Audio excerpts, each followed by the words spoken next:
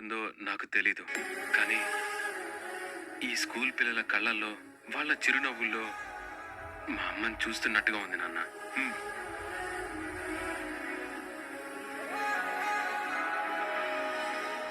ఈ స్కూల్లో చదివే పిల్లలు ఈ ఊరికి, ఈ జిల్లాకి, ఈ రాష్ట్రానికి గర్వకారణంగా ఉండేలా చెయ్యాలన్నదే నా ఆశయం.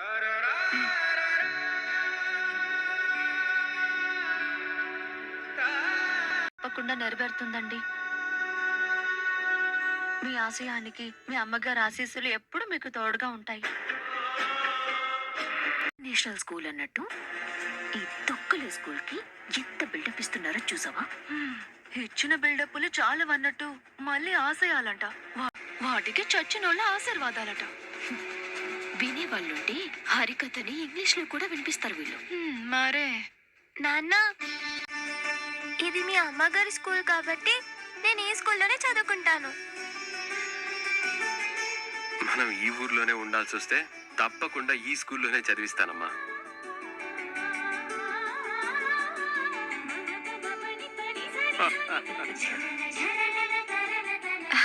ఇట్రండి, స్కూల్లోనే చదువుకోవాలి మీరు. ఏంటి సంగతి, బాగా చదువుకుంటున్నారా? రారా, నీ పేరేంటి? ఇక్కడ స్కూల్ అంతా బానే ఉంది కదా? బాగుందా? పప్పన్నం తిన్నారు కదా ఇందాక. ఇవన్నీ చూస్తుంటే నాకు చిరాగ్గా ఉంది. నాకు అంతకన్నా చిరాగ్గా ఉంది. చెప్పండి మావయ్య గారు. నాకేదో సర్ప్రైజింగ్ అన్నా, ఏంటమ్మా అది? పదండి చూపిస్తాను. రండి.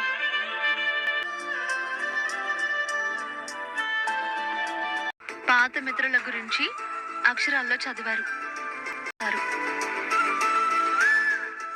బాబాయ్లు,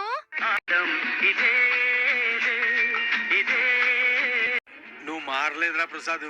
మనం అప్పుడు చదువుకున్న పలకలు ఇప్పుడు కంప్యూటర్లు అయ్యాయి గాని మనం ఎందుకు మారతాంరా? ఏంటి పల్లవి?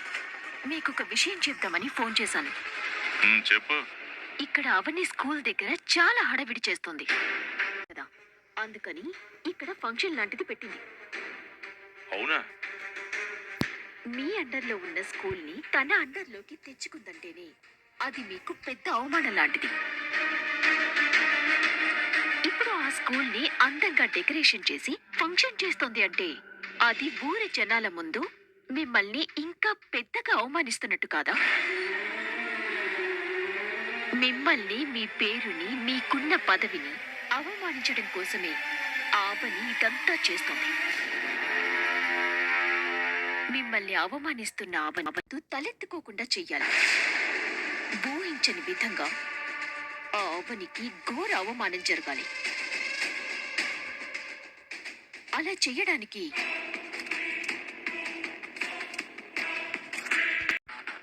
అర్థమైంది. కొట్టినప్పుడే ఏదో ఒకటి చేసుంటే మ్యాటర్ ఎంతవరకు వచ్చుండేది కాదు. ఫంక్షన్లు కూడా చేస్తుందా? దాని సంతోషాన్ని ఏడుపుగా మార్చాల్సిందే. నువ్వు 10th క్లాస్ లో పద్మకి లవ్ లెటర్స్ రాసేవాడివిగా, ఆ అమ్మాయిని పెళ్లి చేసుకున్నావా? ఇంటర్లో ఇద్దరిని, డిగ్రీలో మరో ముగ్గురిని ప్రేమించాడు. కానీ వాళ్ళెవరూ వీడిని ప్రేమించలేదురా.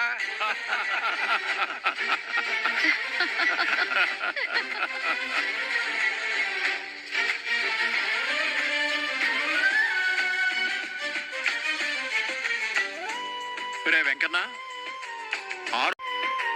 6వ తరగతి చదివినప్పుడు మనిద్దరం ఒకే బెంచ్ మీద కూర్చునేవాళ్ళం. నేను ఎప్పుడైనా గుర్తొచ్చానరా? నేను తెచ్చుకున్న మామిడి తాండ్ర ఇవ్వలేదని రాయితో నా తల పగలగొట్టావు. ఆ మచ్చ ఇంకా అలాగే ఉంది. ఎలా మర్చిపోతాను రా బాబు. సారీరా, సారీ.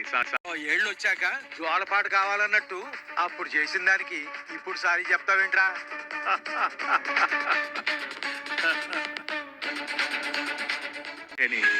ఐకమత్యానికి, ఉమ్మడి కుటుంబాలకి నిలయాలు. మీ కొడుకులు, కూతుర్లు, కోడళ్ళు, మనవళ్ళు, మనవరాళ్ళు అందరూ కలిసే ఉన్నారా? ఐకమత్యం ఏమో గాని ఇప్పుడు ఉమ్మడి కుటుంబాలు ఎక్కడున్నారా? మా పిల్లల్ని మాకన్నా గొప్ప వాళ్ళని చేయాలని రాత్రింబవళ్ళు కష్టపడి పెంచాం. మా జీవితాల కన్నా వాళ్ళ జీవితాలే ముఖ్యం అనుకుని పెంచాం.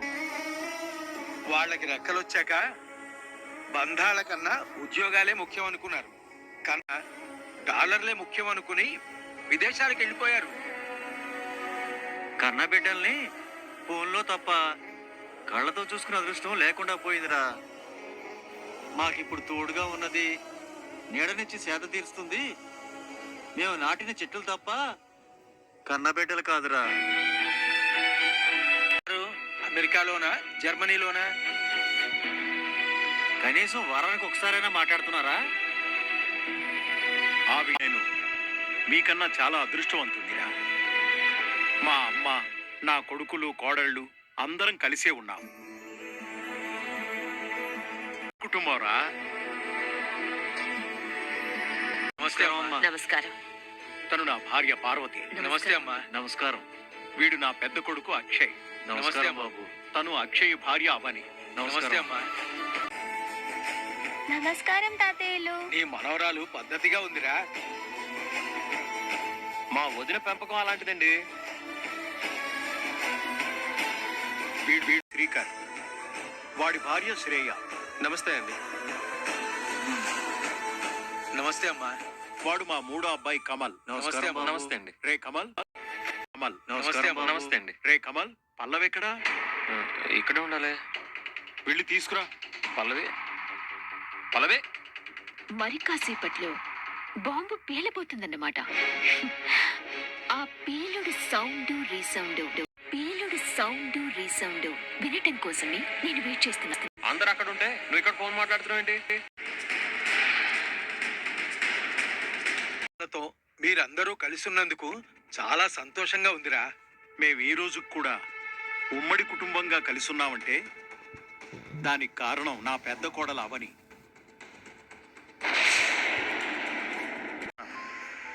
నా చిన్ననాటి స్నేహితులైన మీ అందరినీ కలవగలిగానంటే దానికి కూడా నా పెద్ద కోడలే కారణం.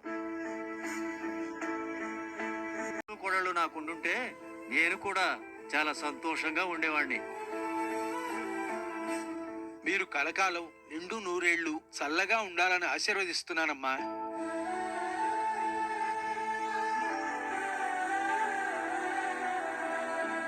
మా ఫ్యామిలీని ఉమ్మడి కుటుంబం అనుకుని తెగ మురిసిపోతున్నారు వీళ్ళు.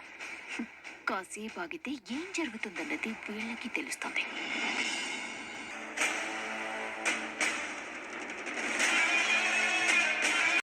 నేను చెప్పింది గుర్తుందిగా? గుర్తుంది సార్. మీరు అక్కడ చేసే రచ్చతో అక్కడి పరిస్థితులు కూడా తారుమారైపోవాలా. ఆ రాజేంద్ర ప్రసాద్ ఫ్యామిలీ జీవితంలో మళ్ళీ మన ఊరు వైపు చూడకూడదు. అర్థమైంది కదా? అర్థమైంది సార్. మీరు చెప్పినట్టుగానే చేస్తాను సార్.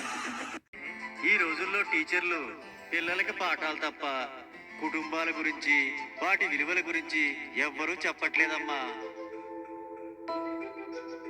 ఈ పిల్లలందరికీ వాళ్ళకి భవిష్యత్తులో ఉపయోగపడే 4 మంచి మాటలు చెప్పమ్మా.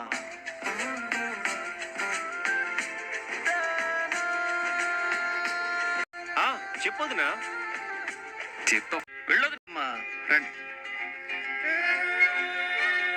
పెద్దలందరికీ పాదాభివందనాలు. పిల్లలకి నా హృదయపూర్వక ఆశీస్సులు.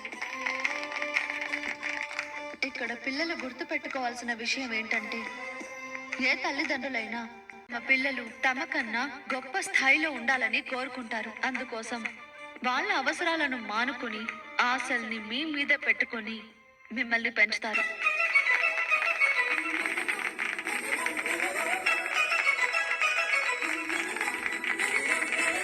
దేవుళ్ళు గుడుల్లో ఉంటే మిమ్మల్ని గుండెల్లో పెట్టుకుని ప్రేమించే దేవుళ్ళు మీ తల్లిదండ్రులే.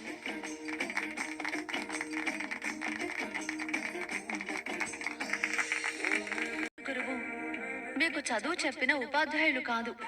మీకు మాట, ఆట, పాట, నడత అవన్నీ మీకు జన్మనిచ్చిన దైవ స్వరూపులు మీ తల్లిదండ్రులు మాత్రమే.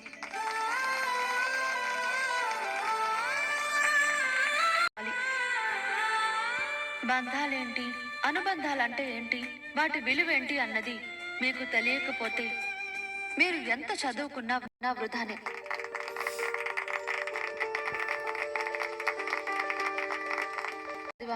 ఎంత సంపాదిస్తున్నాం, ఎంత గొప్పగా బ్రతుకుతున్నాం అన్నది ముఖ్యం కాదు. తల్లిదండ్రులని ఎలా చూసుకోవాలి, మీరుంటున్న సమాజం గురించి ఏం చెయ్యాలి, 10 మంది కోసం ఎలా బతకాలన్న ఆలోచన మీకు ఉన్నప్పుడే మీరు ప్రయోజకులుగా మారుతారు. మీ అర్హతని మాత్రమే చెబుతుంది, కానీ సంస్కారం అనేది మీ విలువని, గౌరవాన్ని పెంచుతుంది.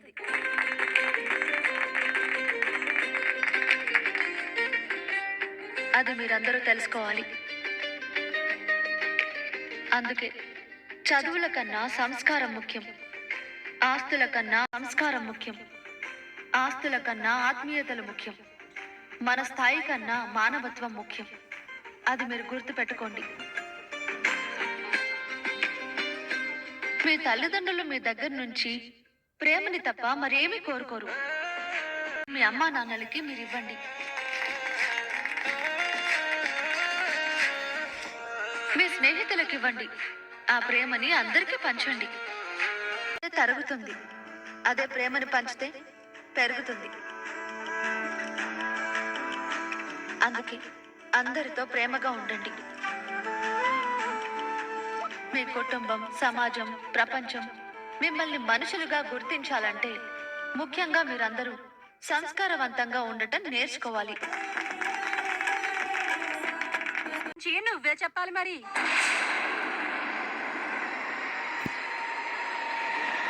చెప్తున్న ఈవిడి గారు ఎంత సంస్కారవంతులో మీరే చూడండి.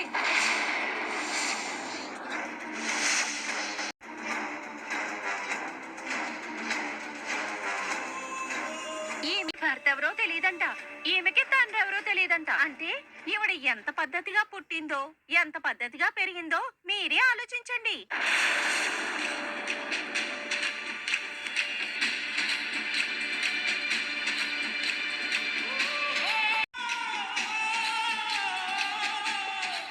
తండ్రెవరో తెలియని ఈ మహా ఇల్లాలు తల్లిదండ్రులు ఎలా చూసుకోవాలో మనకు చెప్తుంది.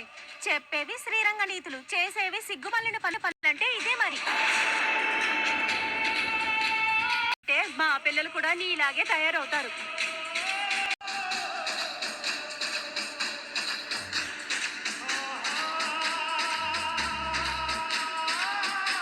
మా పిల్లల్ని కూడా నీలాగే చెడిపోమని నీతులు చెప్తున్నావా?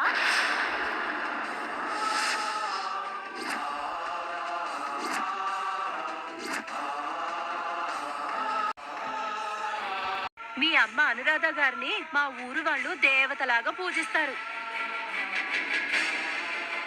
అలాంటి మీ అమ్మగారికి చెడ్డ పేరు తీసుకురావడం కోసం ఎవరికి పుట్టిందో తెలియని ఈవిడ్ని పెళ్లి చేసుకున్నారా?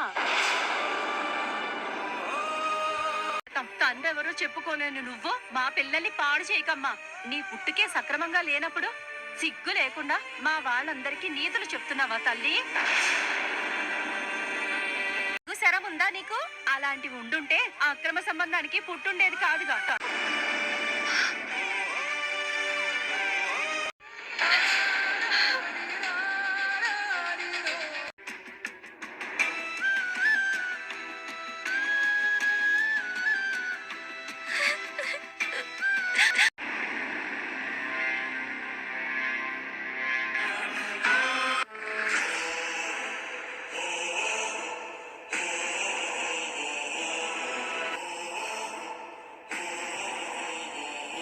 పుట్టకపోయినా మీ పిల్లల కోసం ఈ స్కూల్ని బాగు చేయించి మీ అందరికీ ఏదో చెయ్యాలన్న తన గొప్పతనం మీకు అర్థం కాలేదా? నా భార్యని అవమానించి ప్రశ్నించే హక్కు, అర్హత మీలో ఎవరికైనా ఉన్నాయా? ఇవి మీ గురించి ఊరంతా అంటించిన పోస్టర్లు. ఇలాంటి తప్పుడు రాతల్ని పక్కా తప్పుడు మనుషులే చేస్తుంటారు మేడం. నిన్ను